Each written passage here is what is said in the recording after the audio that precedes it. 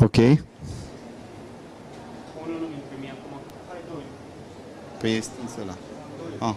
Doiul? Canalul 2? 2. E ok. Încă o dată 3. Mulțumim.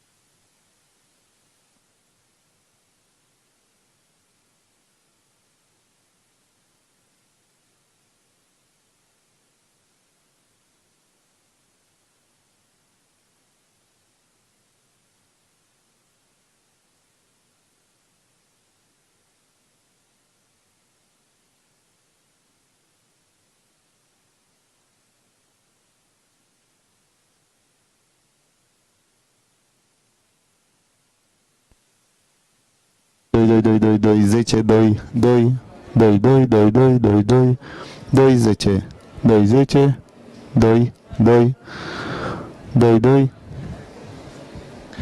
2, 10, test, soundcheck, test, test, 2, 2, 2, 10, bună ziua, bine ați venit, 2, 10, 2, 2. Our friends who follow us online can use the hashtags EU dialogues and the future of Europe. We will start this dialogue in just a few minutes.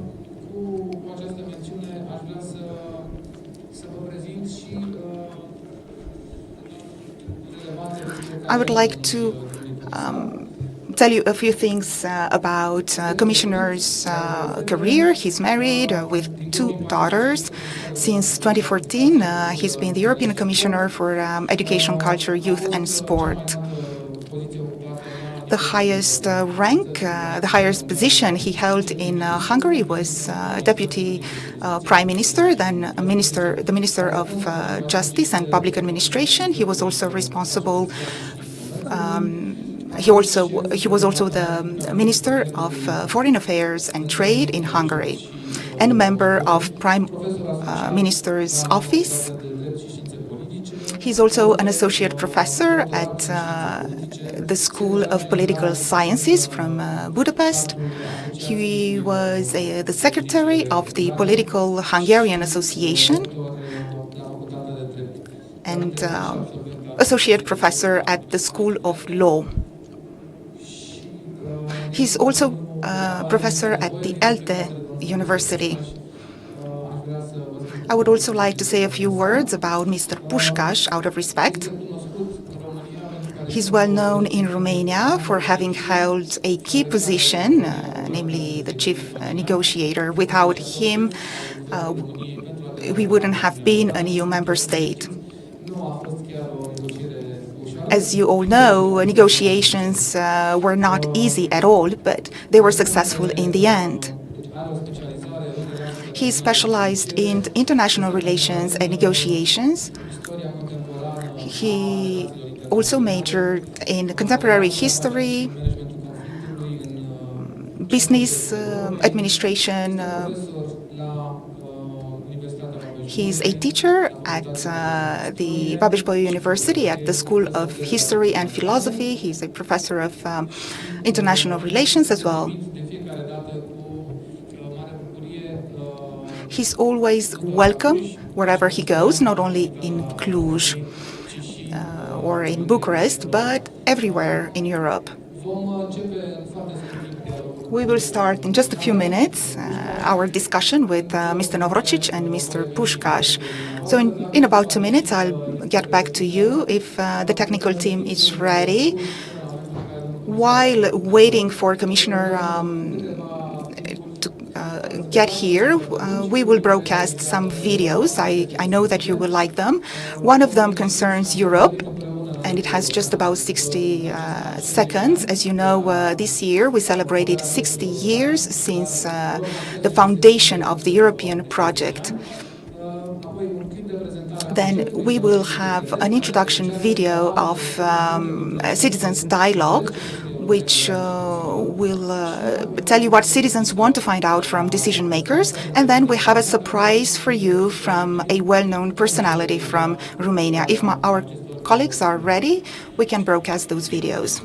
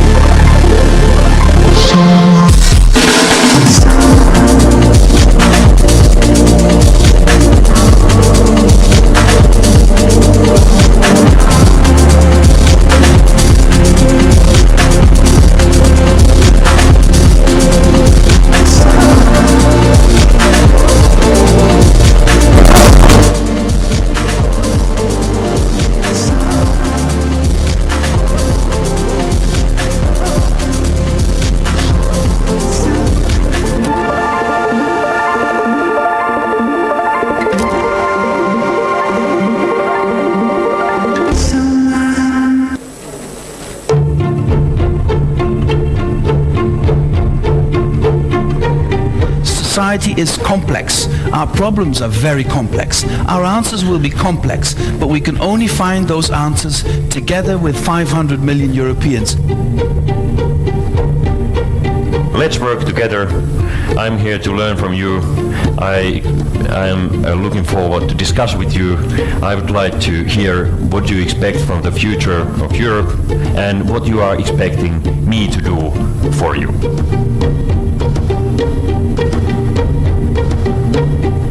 25 years ago, it was hard to believe that we'll be on this stage together.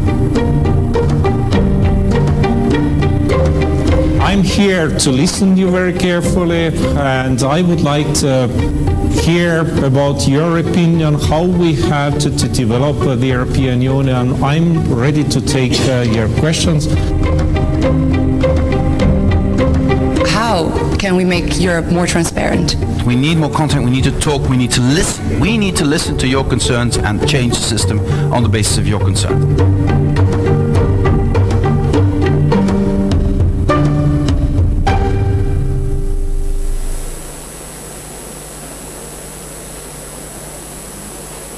Dați-mi voie să spun și Please allow me to say happy anniversary. 60 years is a great thing. We need unity, just like in a team. In a sports team, having too many captains is not a good thing. We need a captain to properly coordinate us and make us win. Similarly, in the European community, we need strong and inspiring leaders that we can follow, or that convince us that we should follow them in order to reach our EU objectives. And this is not an easy thing to do because we are talking about different nations, different personalities, and even different education. A skillful leader can bring the team together and make us win. Mulțumesc. Thank you very much. As promised, we have here with us the European Commissioner, Mr. Navracsics, with Professor Puskás. They will be here with us for about an hour and a half, and they will answer your questions. You can use the hashtags, the future of Europe and EU dialogues, in order to ask questions online. Based on the time available, we will try to answer all these questions, all these challenges raised. The European Commission, the President of the European Commission, Mr. Juncker, Mrs. Crețu, and others are important personalities that traveled to Romania, to Bucharest, to Cluj, to have an open dialogue with you. With your help, and let's welcome Commissioner Navracsics and Professor Vasile Puskás.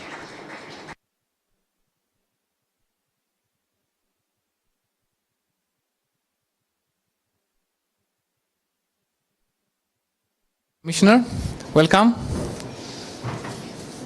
This is your mic, yes? Have a seat. Welcome, Professor. So, a very important and difficult job, generally speaking, and especially today, because we have a very interested audience on your portfolio, Commissioner Navracsics. It's an honor for us to have you here. So, at the beginning, I will ask you kindly to send us a few thoughts that you are coming in here in Cluj-Napoca. Good afternoon, if you don't mind. Is it okay? I would, yeah, it works. So good afternoon, if you don't mind, I will speak English. There was a difficult negotiation before my visit about the linguistic regime, and that's the least common denominator that we will speak in English. I think that's the fairest solution. So indeed, I'm responsible for a portfolio which probably is becoming one of the most important portfolio of the European integration, not just because this audience is mostly of young people and students who are interested in the European integration, but just because Europe nowadays is at a crossroad, which means that there's a lot of debate, sometimes painful debates and deep debates about the future of the European integration. And there are divergent ideas and visions about the Europe of the future. I think when we talk about future scenarios of the European integration, we have to exploit all the opportunities which are embedded in my portfolio, just because the future is youth. The best way to equip young people with relevant and best skills is the education. And culture and sport, which is, in my vision, sport is a part of culture, a broader term of culture.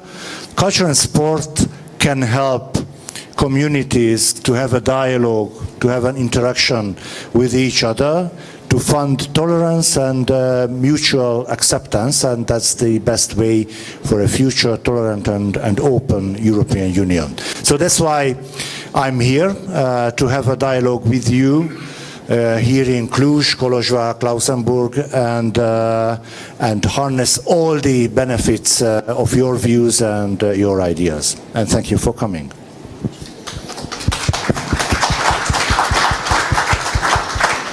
Thank you so much, Commissioner.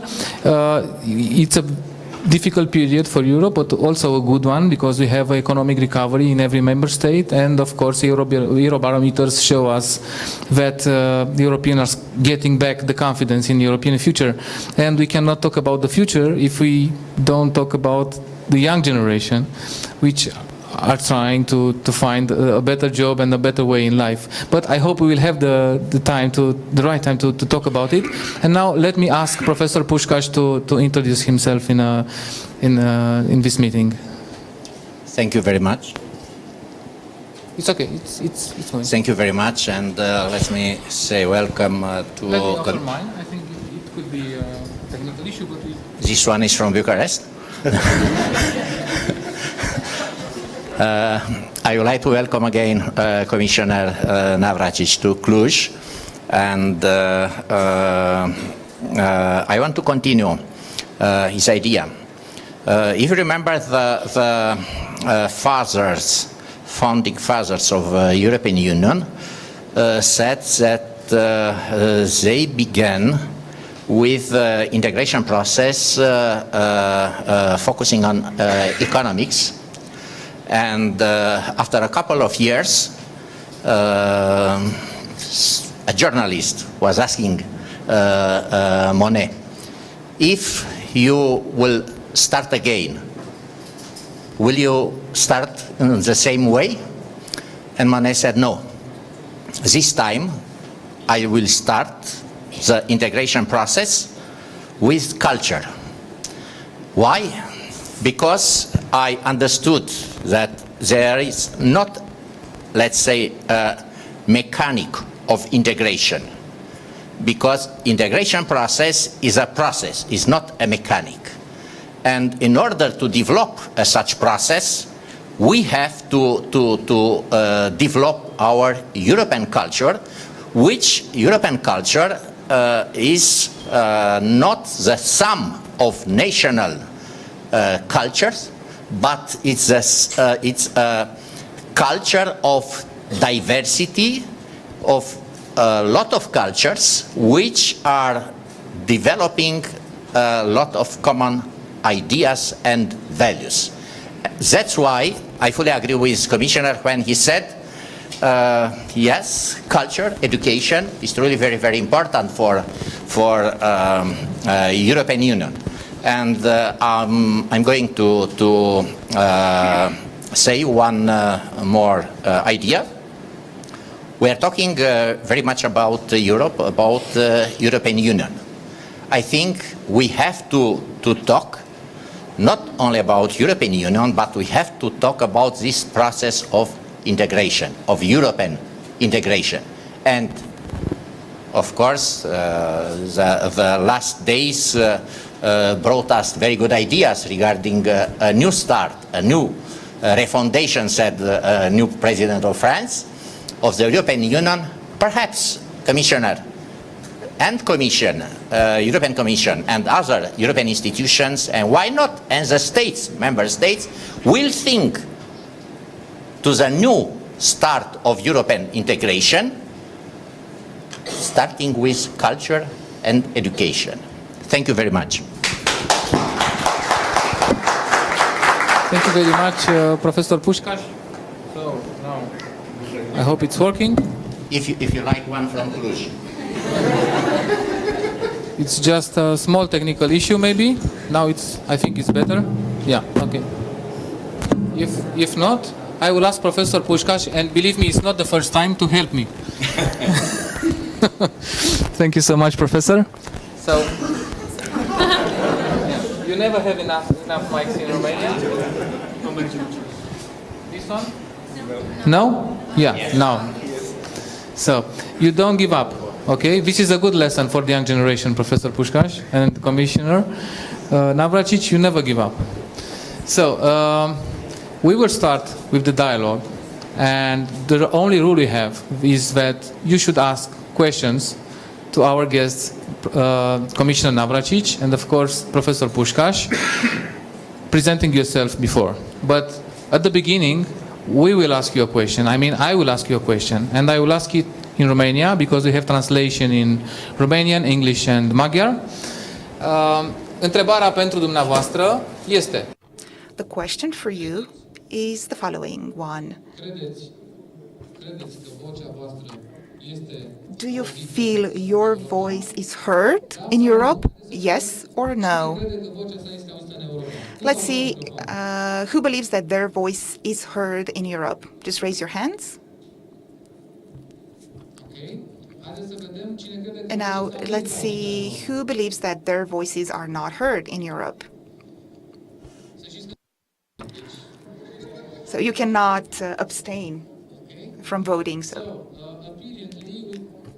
we have the majority thinking their voice is counting. So I would like you to comment a little bit on it, because it's a big issue in Europe now, and one of the reasons that we have citizens dialogue is that people from Brussels understood they should dialogue more with the citizens, European citizens. So how would you comment, Commissioner? Well, that's an optimistic audience, and that's a good start. Yeah. But I know that you will ask the same question at the end of this forum, and I really hope that the result will be at least as good as it is now. the whole idea behind the Citizens Dialogue series is exactly that. We want to hear your voice, and we want to hear your ideas and opinions about the European Union and the state of the European integration, because just as Professor Puskás said, the European Union is basically not about markets and regulations, but it's about people. And if the people can't tell their opinion to the decision makers, the European Union will be empty and it will fail in the future. This one is working, yeah. For sure. Okay, thank you very much. The European Commission is very generous with Cluj this time.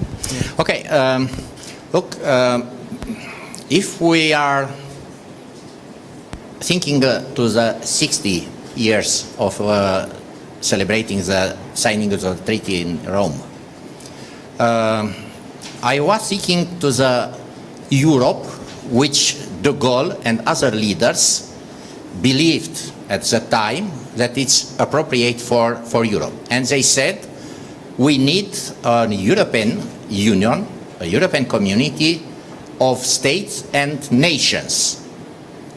I don't want to talk about this historical time. Today, the appropriate European Union is European Union of citizens. I think the both political and intellectual elite is truly very important. They have their very important role, but we have not only to provide, to deliver something for citizens. We have to incorporate citizens in both decisional process and in the same time in let's say, consulting and assessing the policy, European policy. And I'm talking here about European policy. That's why it's so important to have many voices speaking about European Union, about strength, about weakness, about aspiration, about will of groups, of nations, but of citizens. Let's talk about citizens and let's talk with citizens. Thank you so much, Professor. And let's do what President Juncker said a few days ago in Bucharest, at another good exercise of dialogue with the citizens, that he is going to listen. So let's listen now what the citizens and not only the young ones, but we have most young people here. Let's hear their voices. So we are waiting for your questions now. Please. Thank you. I hope it's working. If it's working, it's from Moldova, so I'm Moldavian. Okay, my name is Isabela Lepădatu. First of all, I want to thank you for being here. I was hoping, I've started to feel as a European citizen about... Oh. Okay, so I've started to feel as a European citizen about 2 weeks ago, when I started to address my, let's say, my concerns to one of the European Union states, and that was the Netherlands. And to my surprise, the answer came in less than 36 hours. And that was the moment when I felt that my voice was heard. My question is, for the other people that don't have my experience, because I'm divagating a little bit. My sense is that Romanian citizens don't feel yet that they are European citizens. Maybe they have not been encouraged. Probably there are various reasons for that. However, my question is, when a Romanian citizen does not agree with a law or initiative made by the government and the parliament, the Romanian government, and considers that that law might limitate the power of justice, what would that Romanian citizen be able to do? I mean, is it okay for us to go and address that issue to the European Parliament? That's my question. Thank you. Well, it's quite a complicated question. Well, let's see. Do you already have another questions? Okay. Hello, my name is András. I'm established here in Cluj, but I'm working very much in European environments, and I have a problem. And this I didn't think it is a problem until last year, but this year I think it is a problem. And it is about the very fact that, for example, in this room we are able to communicate among each other in English. I could communicate with Mr. Navracsics in Hungarian, with Mr. Puskás in Romanian, but both of them, probably they could only communicate in English. Now, the problem is that we had some jokes in the last 6 months. One joke was Mr. Trump, who we thought he's a joke. He is now elected as the president of the United States. We also thought that Brexit would be a joke. It's not a joke anymore. And we also had a joke from Mr. Juncker, I think 2 weeks ago, saying that maybe now because England is leaving the EU, then maybe English will not be the official language of the European Union anymore. Hence my problem. And what I would like to ask you is, how do you think we could overcome this problem of not having English as an official language starting from 2019, because it was Britain who advanced English as an official language, nobody else did. But I think without English working, especially in the European environment, we couldn't go forward, because as the Economist said this week, it is more or less the lingua franca of Europe, and we would lose something which is common for all of us. And I'm having the utmost respect for all the languages of the EU, and I think that preserving them is very important. So thank you. Okay. Thank you so much. It's quite an issue. As far as I know, it will be also an issue to negotiate with the British friends. In which language we will negotiate with them the Brexit. So, another question? If not, should... No, wait a second. So we have another question, and after the third one, maybe we'll take the answers. It's okay? Thank you. Can you hear me? It's okay? Yes. My name is Cristian Berbece. I am the president of a young entrepreneur association and also a young entrepreneur regarding market research. I have a startup in market research. My question is, how we can communicate with EU as young people, as a citizen of... Can you hear me? Yes. How we can communicate as a citizen of EU, as young people, with the European Union? How we can step up in the front? How we can do things for Europe in order to save the unity of the Europe? And also, I'm asking another questions with part of it, which it is a suggestion. Is there any kind of platform in which we, as the youngsters, no matter if we are, let's say, initiative groups, NGO or startups, where we can submit projects, ask questions, or ask consultancy regarding what projects we can do in order to improve the quality of the EU citizenship or EU as a whole? Thank you. Thank you so much. Very good point. So I would like Commissioner Navracsics now, if it's okay.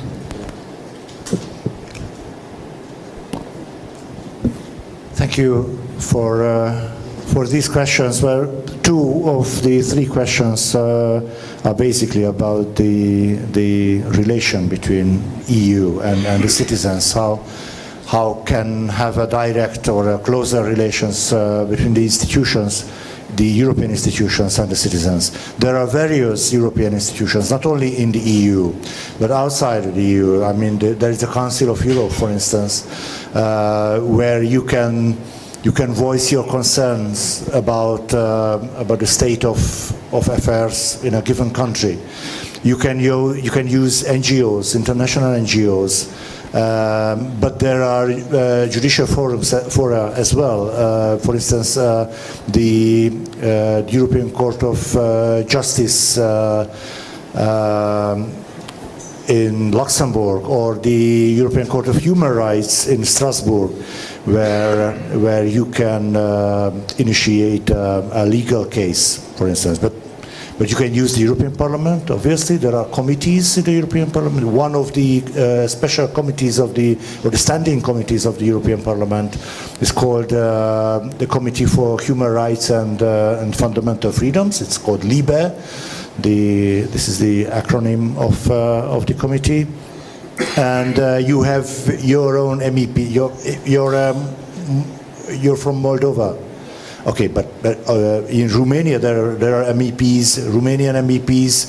You can approach them, you can tell them your problems, your concerns, and they might represent you in the European Parliament during committee debates or plenary debates as well. And of course we have the neighborhood policy instruments. We have a partnership agreement with Moldova. So Moldova is a part of the EU's neighborhood policy. From Moldova region. Okay, so it's not from Moldova. Oh, yeah, that's okay. So you can approach your MEP, and he can or she can represent you. Young entrepreneurs. There are European alliances of young entrepreneurs. So there's the Jeunes.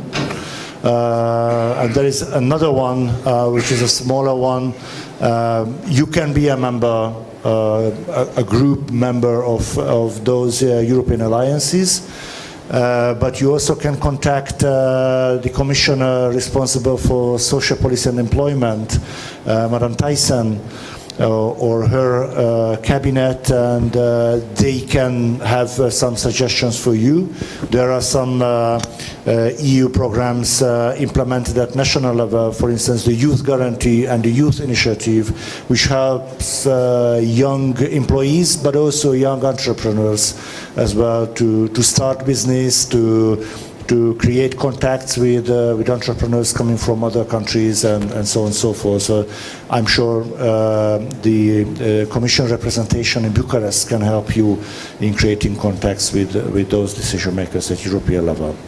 And about the language issue, you're absolutely right. When I was a minister back in Hungary, one of my idea was that at least in Central Europe, I think we should make it obligatory to teach each other's languages, because I think we could dissolve a lot of misunderstanding and distrust between us if we could speak each other's mother tongue, and that would be very nice. But it's still an idea. I hope that one day we will implement it jointly in Central Europe. Probably there can be a citizens' initiative in that area as well.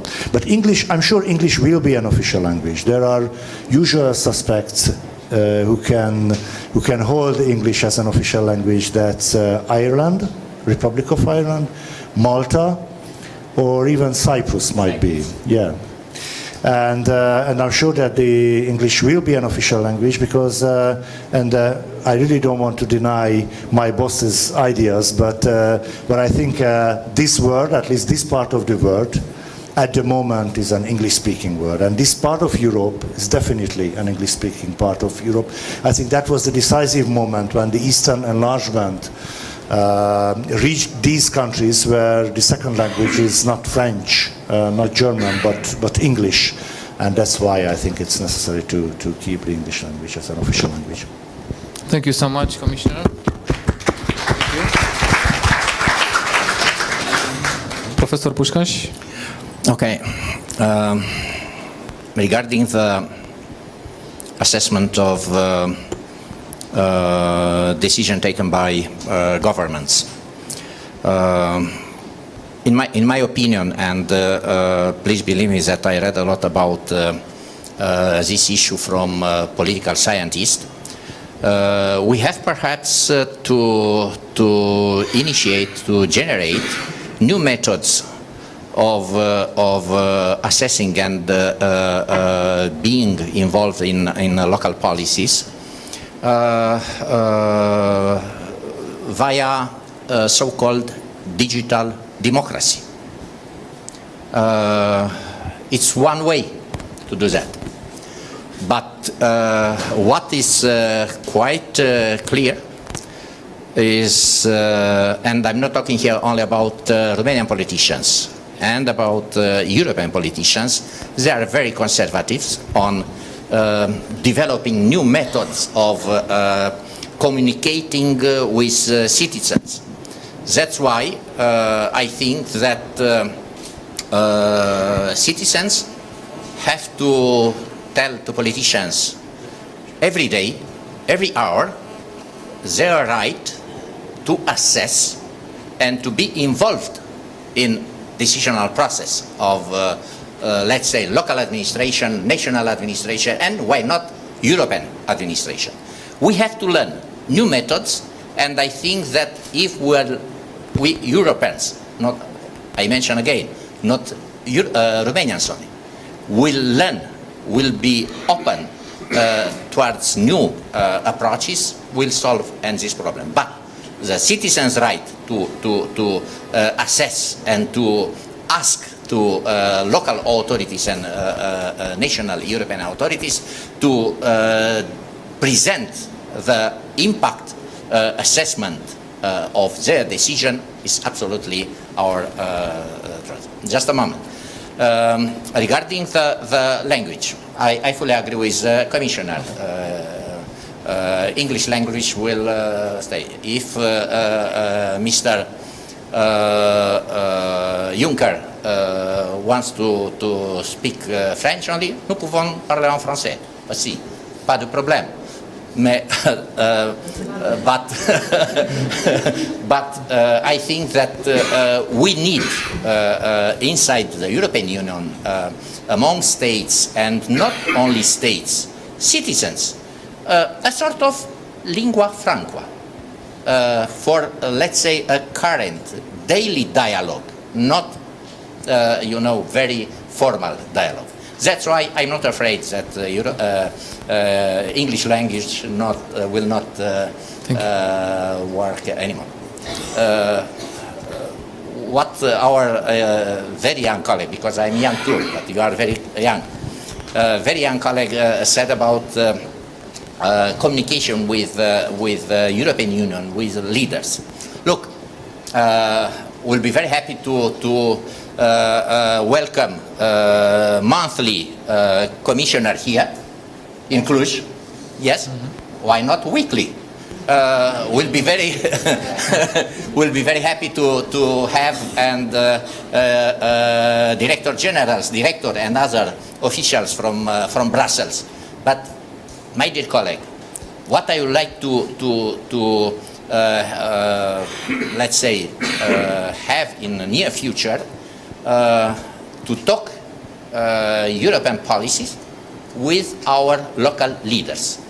When our local leaders, our local institutions will learn that they have to internalize European policy, you don't need to call commissioner for one European problem.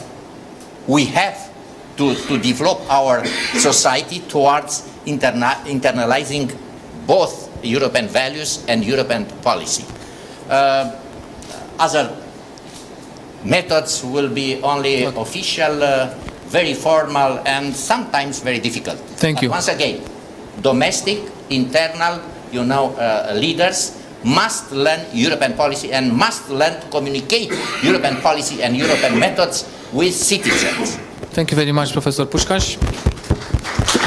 And as I mentioned at the beginning, you have the opportunity, people who are watching us online, to ask questions using hashtags like Future of Europe or EU Dialogues, and we have interesting challenges for you, Commissioner. Călin de la Vale is asking, which are the main success, the cultural success of European Union? The main cultural success of the European Union? But I would say that, firstly, the European Capital of Culture. I know that this city has some experience in application and competing for that title. And hopefully in the future there will be successful bids for the title as well. But the European Capitals of Culture, I think, is a very powerful network of cities working together for a European culture. On the other hand, there is a Creative Europe, which is a program. I have two big programs in my portfolio. One is the better known is the Erasmus, and the other one is Creative Europe. Creative Europe is for culture, for those people who are working, creating in a culture, and it builds bridges between communities, between nations in the area of culture. Thank you very much. So we have... May I say, and from my side, I think that one of the very successful European cultural event is Untold, Festival Untold in Cluj, and we'll invite Commissioner at the beginning of August to come here to visit us for this festival. But it's of course a good opportunity to invite you for this festival. Erasmus, because I'm very happy because our students succeeded to take bus and to arrive here. One of the most successful cultural and educational program is truly Erasmus and Leonardo. And all these, let's say, educational programs, European educational programs, which facilitate, which are truly very important, not only for mobility, but for a real knowledge and perception of what does mean European culture, what does mean diversity, and what does mean managing this diversity. Thank you. Thank you, Professor Pușcaș. Așteptăm în continuare. We are waiting for your questions. Please introduce yourselves and say who the question goes to. My name is Tomiadrian Mihai. I'm from Cluj. I want to make a short presentation about my question. In the summer, me together with other 20 people, we will organize a civic festival in Romania, in Reșnov, focused on education, 100% on education. We will bring NGOs, speakers, and so on. And my question for both of you is, in what time frame can we see the change in our country, in our community? Thank you. You mean what's the time span for an educational, when there are visible results of an educational reform? Because we have like 10... That's the most difficult question of education policy, actually, because I think that the main reason for the usual prolongation of educational reforms is just because outcomes come later, 5 years later, in 5 years or in 6 years. But our experience is that when there is a radical reform in education, you can see the first results in 2 or 3 years. If those are positive results, if those are negatives, you will immediately see it the next year, because there will be failures. So I would say 2 or 3 or 4 years, and that's the difficulty of the education reform, because of course every political party and every politician think about next elections, and probably the lifespan of the educational reform crosses the electoral period. So nobody wants to take the risk of having a failed educational reform and being blamed for the eventual failure. Thank you. And we have another maybe connected questions. Just a second, from the social media friends. How can exist in Europe an European culture without the liberty of circulation? Liberty of circulation, the free movement of people, free movement. The European culture is about the free movement of ideas. of course, free movement of people can help the free movement of ideas, but again, social media or traditional media or literature or the creative Europe, which helps a free movement or a freer movement of people, can support and encourage European culture. Because for me, European culture is a constant flow of ideas, of creativity, of innovation, and the realm of our common heroes. The common heroes of the European culture are Enescu, for instance, or Bartók, or Cervantes, or those people who are taught in every European school and who has their own influence, who have their own influence in every national culture. So it's the free movement of ideas and cultural heritages. Thank you. Vă rog. It's working. Vă rog, întrebarea. Okay, so Please, you have the question. I'm a student at the Faculty of European Studies here in Cluj, and I want to say that we saw in the recent election in France that a lot of the young generation Just a second. I think we have another small issue with the mic, but Okay. So we saw in the recent election in France that a lot of the young generation had supported Marine Le Pen. My question for you is, why do you think that the young generation is becoming more Eurosceptic and it radicalizes itself? This is a big question. Yes, it is a big question. Because there is, on the surface, there is an economic crisis in Europe, or there has been an economic crisis in Europe, but beyond the surface, I would say that there is an identity crisis of Europe. We became somehow the victims of the success of European integration, because the European integration went beyond the original economic cooperation and reached those areas which are very sensitive to identities. And if we don't develop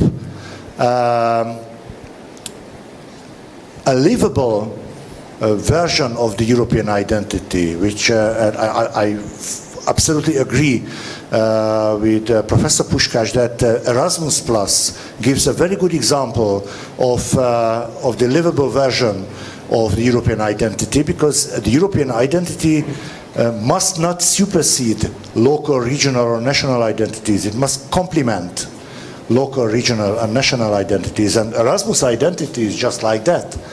And I think we have to develop and we have to support that kind of identity. For instance, the so-called Erasmus generation, I mean, those young people who participated in Erasmus program is now a 9 million community, a community of 9 million people.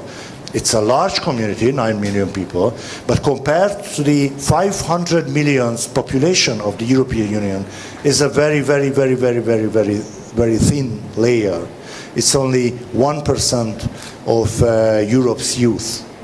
What we want to do is to broaden the social appeal of Erasmus Plus, to make it more accessible for those people who are coming from poorer social background or in a less developed from less developed regions of Europe, to take part in Erasmus, to experience the Erasmus identity, and probably it can change the attitude even in France and in other EU member states as well.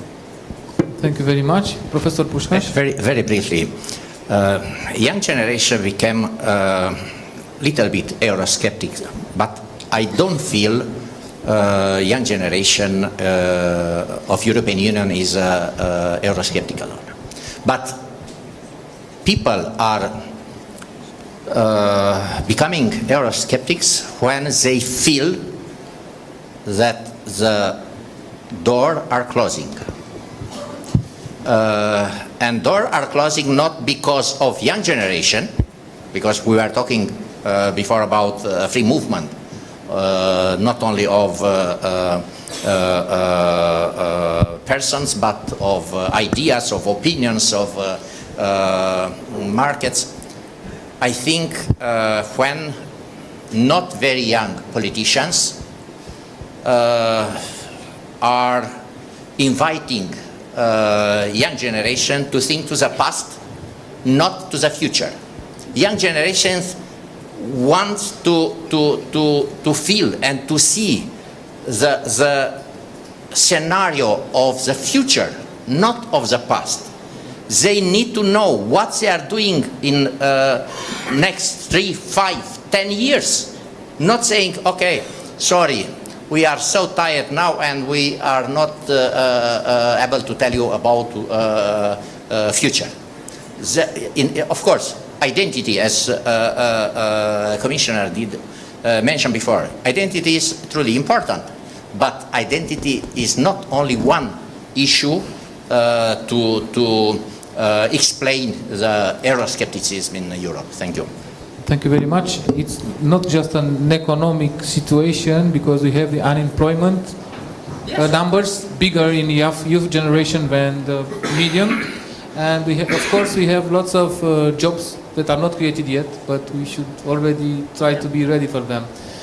But the identity issue is a very profound one, and it's not facing the youth generation only economic crisis maybe, but also an identity crisis, which is more profound.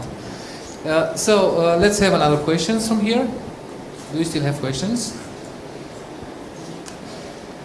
Sorry, let's assure ourselves that everybody who wants at least can ask a question, and then if we have time, maybe we take the second one. So, please. Hello, my name.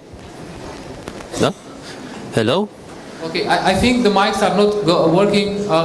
If not mine. So, if you want, I can give you mine. I can help you. Okay? Hello. My name is Salansu Tudor, and my question is about the culture discussion. And speak louder. Okay. And how is possible to manage the new culture influence? Because to discuss about the European culture, that just in the European space, I believe that is tricky, because of possibility to movement and to interact with different other cultures created the new influence in European space. And my question is, how can you manage this new influence, culture influence, that do not become an aggressive reaction or to give us the unpleasant events? Thank you. Thank you. It might appear like a general question, but I think it's a tricky one. So I will be waiting for the answer. And it's a very difficult question, but I would say that it's an eternal question of communities, because communities have always been in interaction with each other, and cultures, European cultures and cultures outside of Europe have always influenced each other. We know that, for instance, Arab culture had a profound impact on the European Christian culture 1,000 years ago. And there is a constant flow of ideas, and there is a dialogue between cultures. That's why when we adopted the new external relations strategy of the European Union, cultural diplomacy and cultural dialogue, intercultural dialogue, became one of the central part of the new strategy. Just because culture can be an area of conflict, if we don't pay full respect to each other's cultural traditions and heritage and treasures, but it also can be a good platform for dialogue with other regions of the world. Next year will be the European Year of Cultural Heritage, 2018.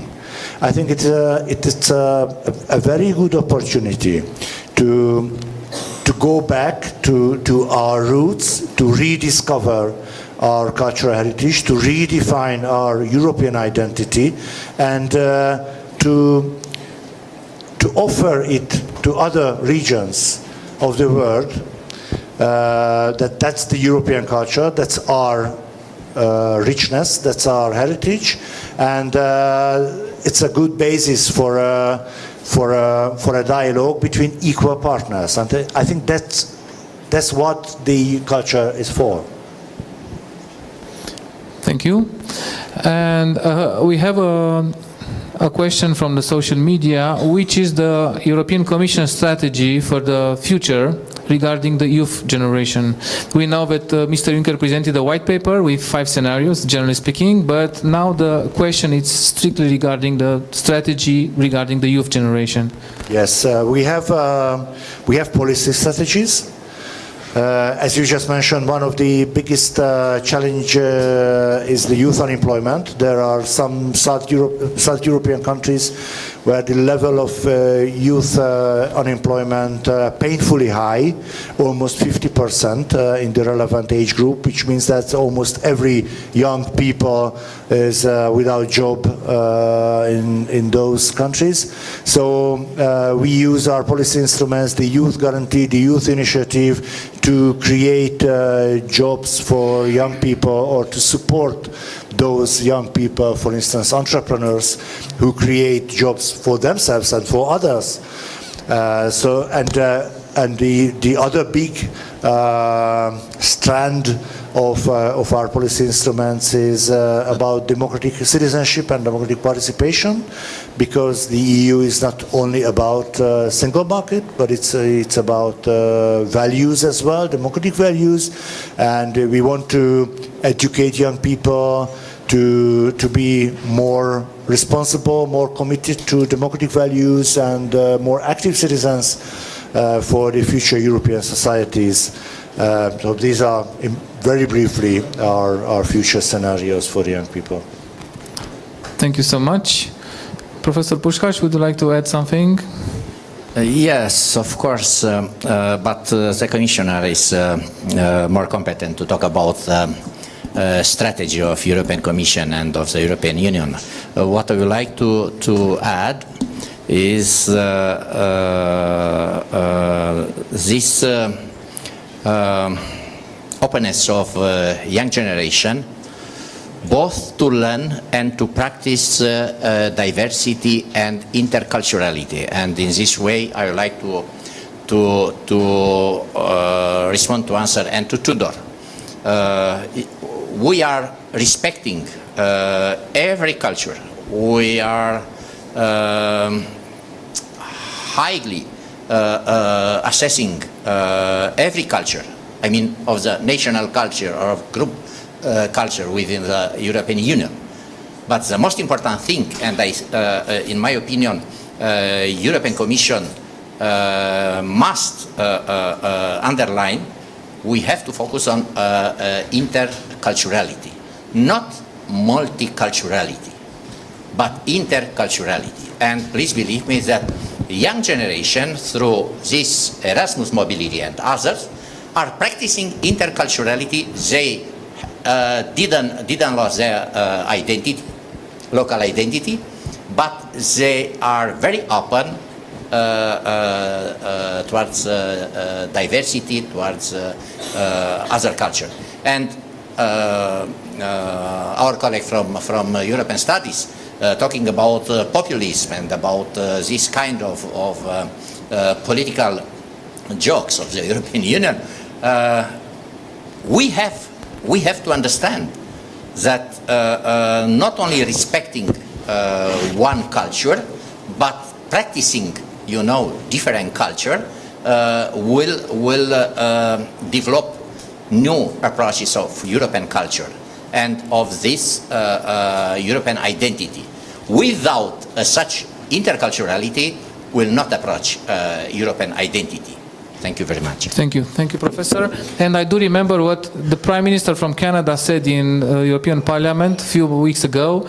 He said, talking about unity and diversity, don't forget we are having unity because of the diversity and not despite of it, which sometimes we are thinking. So we have another question. Maybe will you let the lady first? Yeah, thank you so much. You're very kind. Then she will need the mic. Thank you. Hopefully it's gonna work. Please. Hello, my name is Shawarta. Isten hozta Kolozsvára.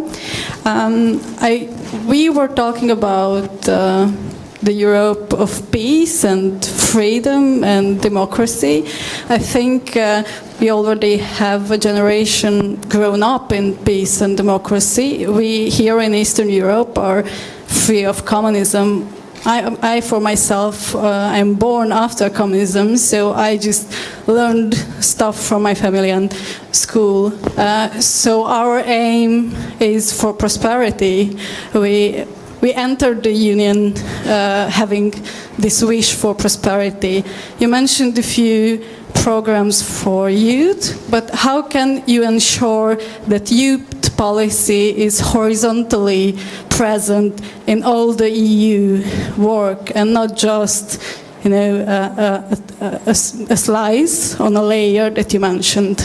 Thank you very much. Commissioner? It's a very good and very timely question, because we are now just discussing with our strategic partners, among others, the European Youth Forum, the new youth strategy of the European Union.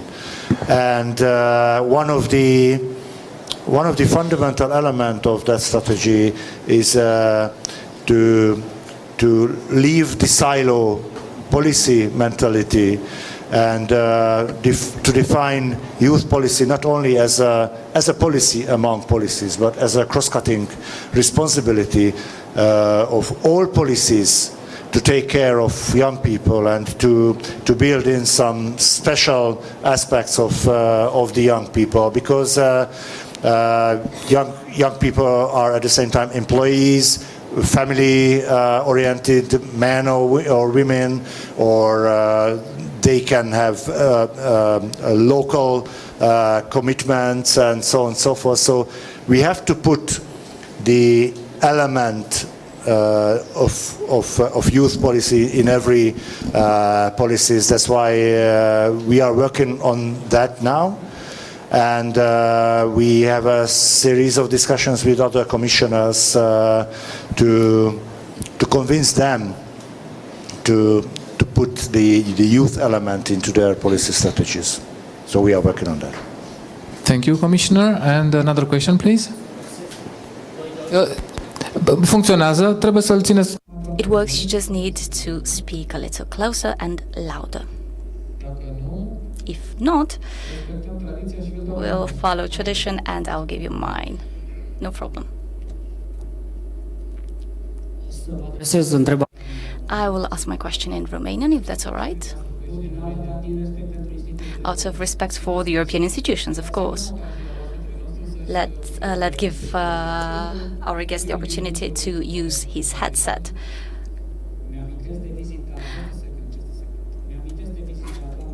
I remember the visit of Marie Corson at Babeș-Bolyai University in Cluj, and the first question that Mr. Pușcaș asked was in Romanian.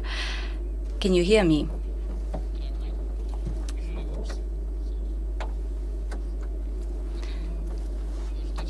Can someone help us, please, for the English channel? Can anyone speak? Yes, I am speaking. This is the English channel.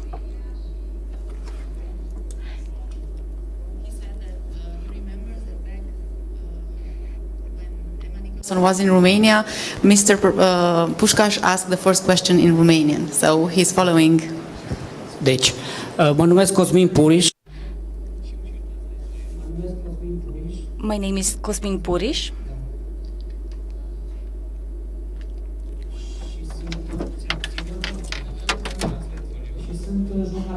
And I'm a journalist at the local journal for Clia.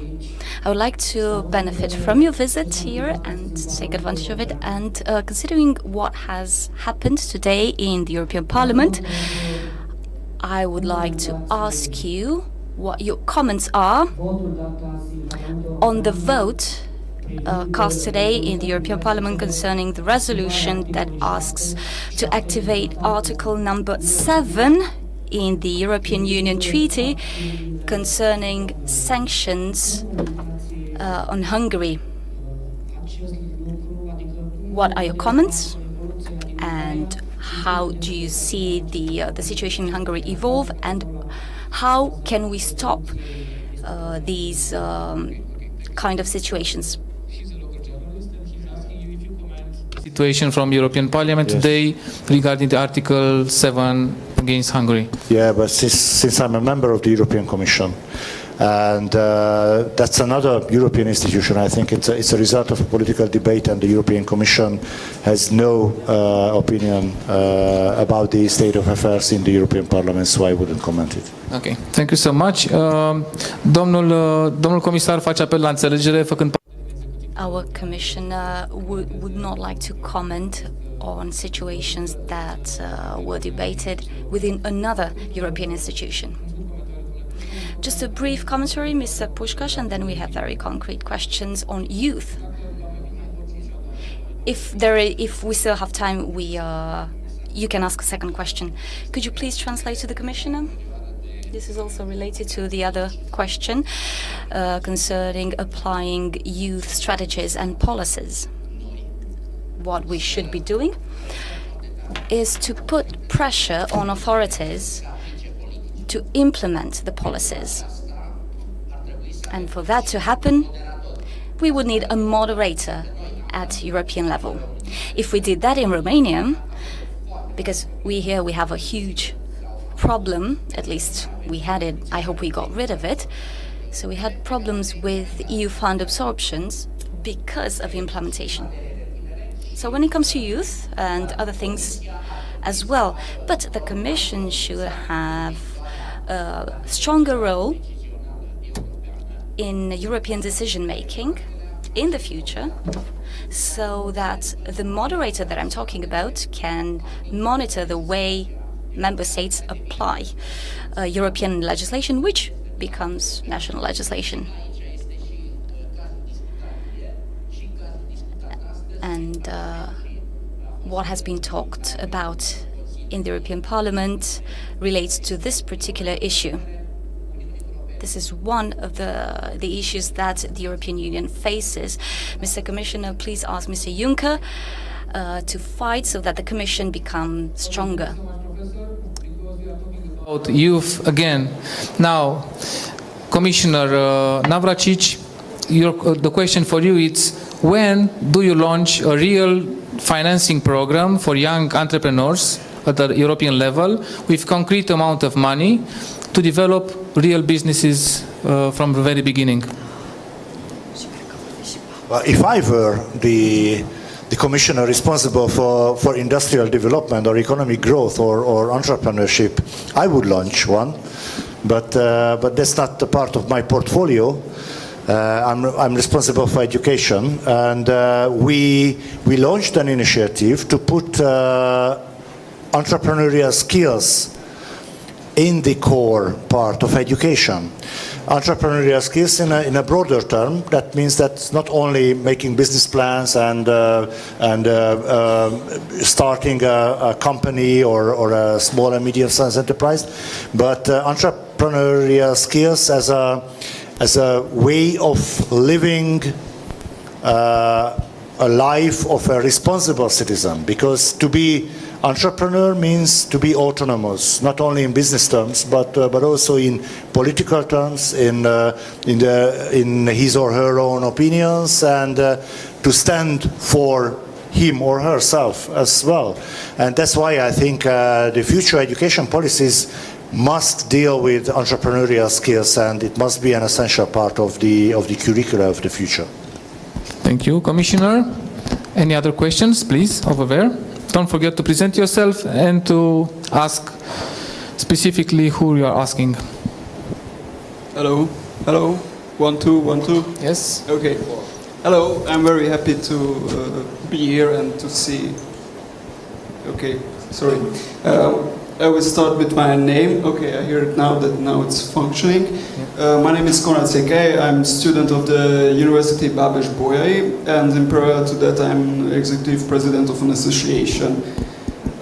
My question is related to a quite big problem that I see. It's evolving mostly in Eastern Europe, which is outsourcing.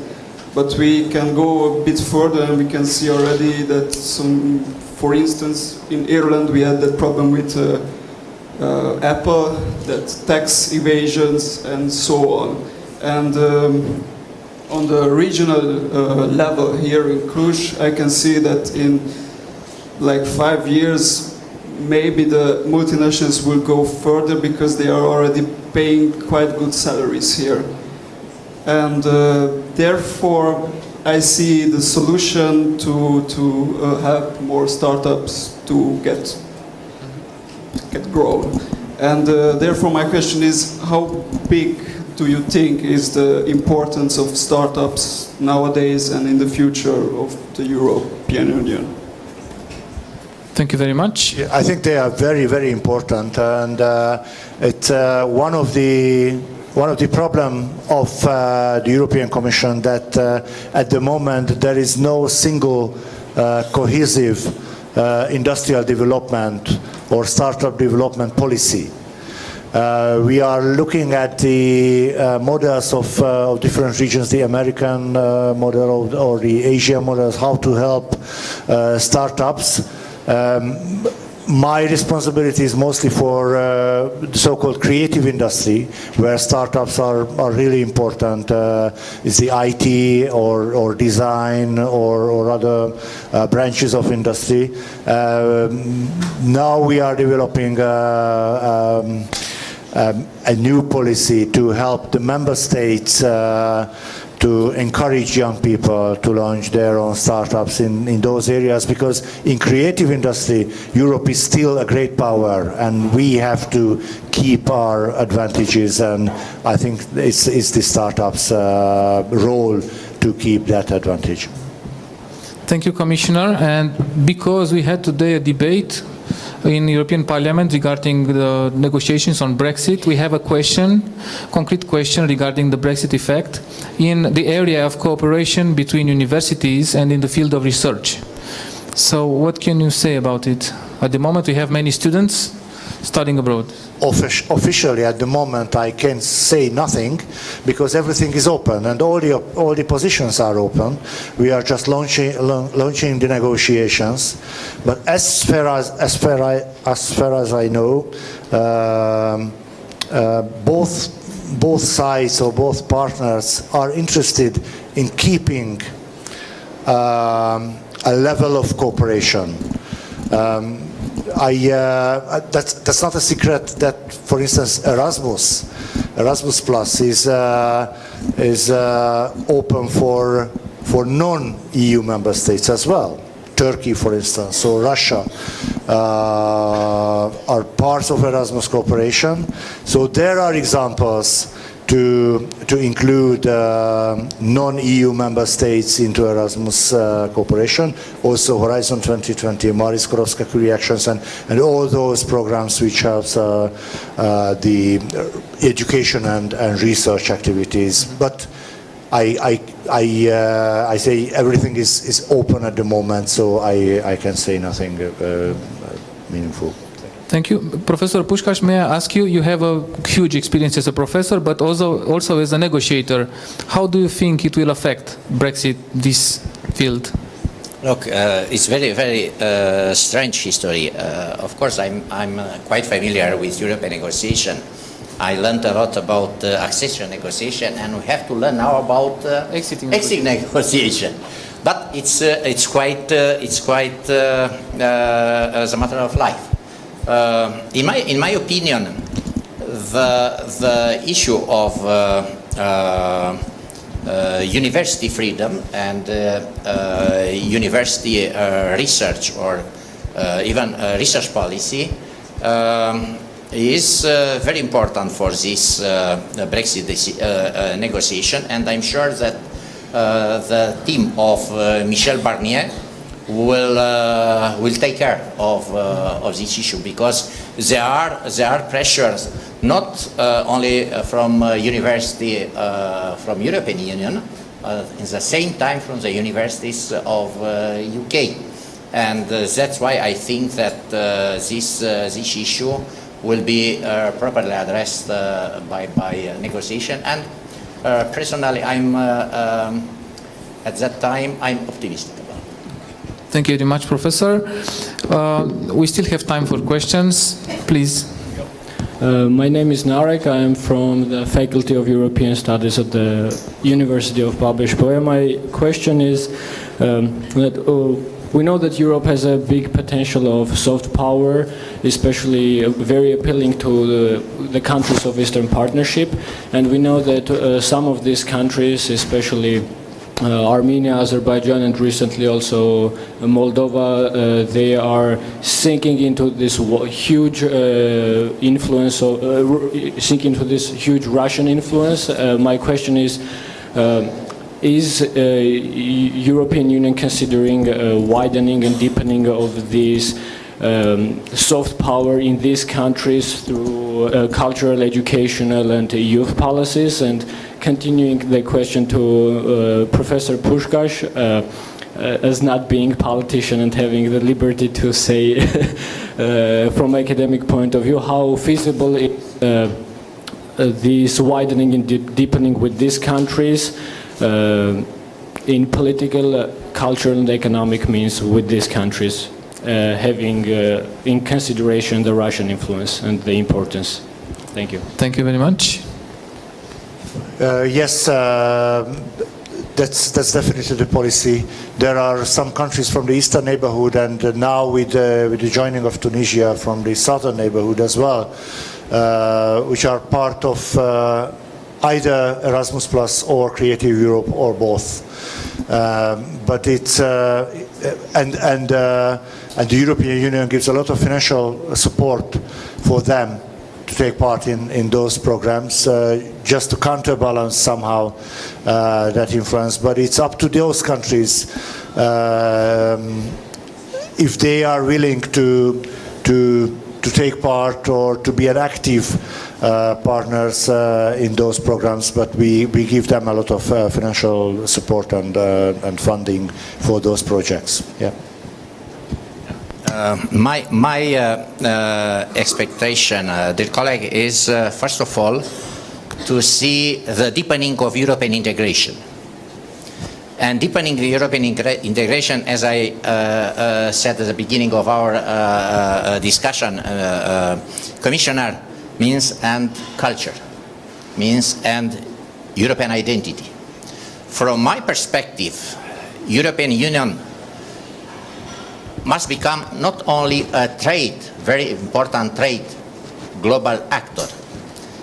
European Union is recognized juridically as, from the point of view of international law, as a global international actor. But in our opinion, if deepening of integration, of European integration will become reality in the coming years, I'm sure, and from the point of view of real neighborhood policy, including soft power, European Union will become truly efficient. I cannot say today how long time will take for this reinventing of European Union. But I became more optimistic after French election, when I read that President Macron and recently Chancellor Merkel said, we would like to go towards deepening of European integration. Is first very important statement of two very important leaders of the European Union, and my expectation is, as European Union told us many times, Cosmin, acts, not only words. Fapte, nu vorbe. It's time now to say to European leaders, both from European institutions and from member states, we are waiting for facts, not words only from the point of view of deepening integration and becoming in this way a very important, generally speaking, global actor. Thank you, Professor. And speaking about acts, we have a question for Commissioner Navracsics. How can we close the gap between the quality of education in rural areas versus the urban areas? Of course, we are in Cluj-Napoca, which is famous all around Europe for its university skills and high level of education, still we have a lot to recover. Yes, and it's always painful to admit that that there are limits in my competencies, but this is a strict limit. We must not intervene in the member states' education policies as regards structure and content. But this educational gap between regions is not only a national problem or a problem at member states level, but it's also a problem at European level. Because I know that the brain drain, the young educated people's migration to the rich West European countries is a quite well-known phenomenon here in Romania, but also in other East and Central European countries, and then the South European countries as well. Because the biggest national minority in Luxembourg, for instance, is the Portuguese minority. They went up from Portugal in the 50s to find job in Luxembourg. So this is a European challenge, and I think we have to find new policy instruments in European regional policy to address these challenges, just like in a member state when there is a disproportionate level or proportion of the educated and undereducated people in certain regions, and then the national governments can launch specific programs to help those rural areas. We can have the same or similar actions at European level. Because I think it's a problem of the single market, so we have to handle it at European level as well. Thank you. Just one word. Of course, Commissioner, regional policy is a very important instrument.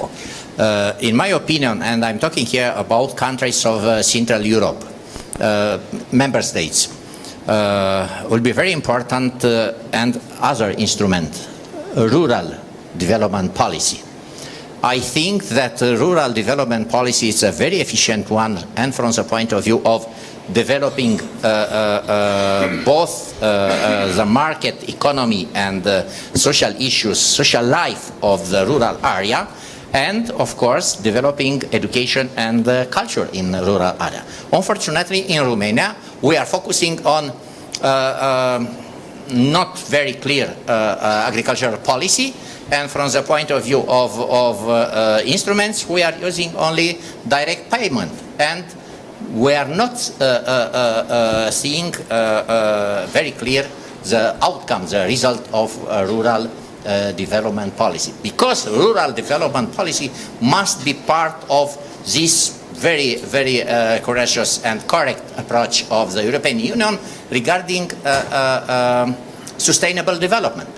We'll have not, especially in this area of Central Europe, sustainable development without a rural development policy. Thank you. Thank you. It's very important.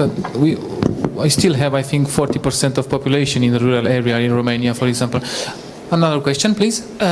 My name is Kiselő Gergely. I work for the Hungarian newspaper distributed all over Transylvania. My question is for Mr. Commissioner Navracsics. Tomorrow you'll be taking part at the UN Congress, and also there they will start to gather the signatures for the Minority Safe Pack initiative. And probably they won't have any problems in gathering that 1 million signatures they need, but as someone who knows very well how the European decision making is working, what chances do you actually see that this initiative will become once regulation that will be applied to all member states of the European Union? Thank you. Thank you. Commissioner? The European Commission registered this initiative, but we don't evaluate politically this initiative just because it's not our competence. It's the whole campaign will be about the objectives and the aims of that initiative, I'm sure. So me as a member of the European Commission, I think it's not right to give a political evaluation of that initiative. We just registered it from a legal point of view, and now it's for the activists to do the job. Okay, thank you, Commissioner. And because we are paying respect not only to the people having here with us, but also to the people who are watching online, and we are still receiving questions for them, I would kindly ask you to answer this question. How do you think could be improved the dialogue with the European citizens using the electronic online instruments? The young generation, anyway, everybody knows, using all kinds of tools. So what does the Commission is preparing to do to communicate better with its younger citizens? Well, we have a special Directorate General for communication, and we are constantly thinking of innovations in communication. But I think the biggest problem in politics is that the digital or IT generation speaks a different language. They don't only communicate with different instruments, PCs or mobile phones and so on so forth, but they use a different language, different words, different formulas, and that's why it is very difficult to find a common language between decision makers and the young people, because there are Europe-wide networks all over Europe. Erasmus as an alumni on the social media as well. The European Solidarity Corps, which is a recently launched Commission initiative, has its own site and portal, which is interactive, but it's about the language, it's about the cultural patterns. We, the representatives of the more experienced generations, very hardly find a common language with our students or the younger generation, just because of the social media revolution. So we have to address that challenge in the future more efficiently, I think. Thank you, Commissioner. And please, another question. Hello. But very short one, because we are running out of time for real. Okay, thank you. Hello, my name is Géza Antal, and I will ask in Hungarian. Jó napot, biztos úr. Az előbb visszatérnék én egy kicsit az... Hello, Commissioner.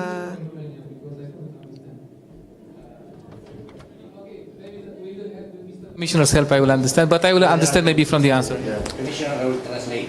Yeah. Okay. So you're so kind, Commissioner. I just want to return about the Minority Safe Pack and this European Citizens Initiative. You said you can't pronounce about this politically, it just registered the initiative, but I just checked the Facebook page of European Commission, and yesterday they posted a political statement about the LGBT community. So how this is possible, and if it's possible, why the European Commission can't do a statement about the national minorities too? Okay, thank you. It sounded more shorter in Magyar, but in English maybe the translation got wider. Thank you. It is possible because European Commission defends all the fundamental rights, and there are fundamental rights for national minorities. For instance, the national minorities' rights for the education on their own mother tongue. But the Minority Safe Pack is a citizens' initiative, and we never comment any citizens' initiative. We just register them. Thank you so much. And now I have a question for you also, because we are getting closer to the end of our meeting from today. And my question is, do you think that this event has really improved your knowledge about European Union? Credeți că acest eveniment, această întâlnire, acest dialog a contribuit la îmbunătățirea nivelului de cunoaștere privind Uniunea Europeană? Sorry? Well, I hope you understand English, and you have translation if you need. I think my colleague on the first channel you could listen in Magyar, in second in English, and in first one in Romanian. So Credeți că întâlnirea de astăzi So, do you think that this event has improved your knowledge about the EU? If you think yes, raise your hand. If you think no, raise your hands.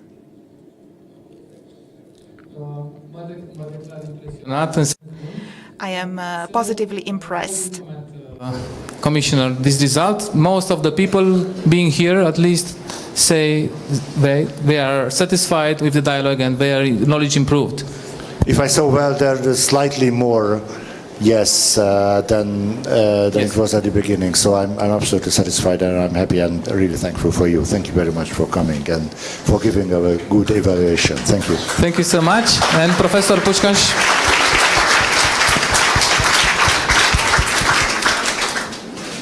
If that is true, I'm truly very happy. Okay, I'm sure people are sincere here. And now for the closing remarks, it was a privilege to have you here, Commissioner and Professor Puskás, European personalities in Cluj-Napoca today. Your final remarks on our meeting, if you'd like. Well, I've already had 1.5 hours to say my remarks about the state of Europe. I think Romania and Cluj, Kolozsvár, Klausenburg is an essential part of Europe, just like any other regions and cities of Europe. And for me, Europe is basically a community of communities.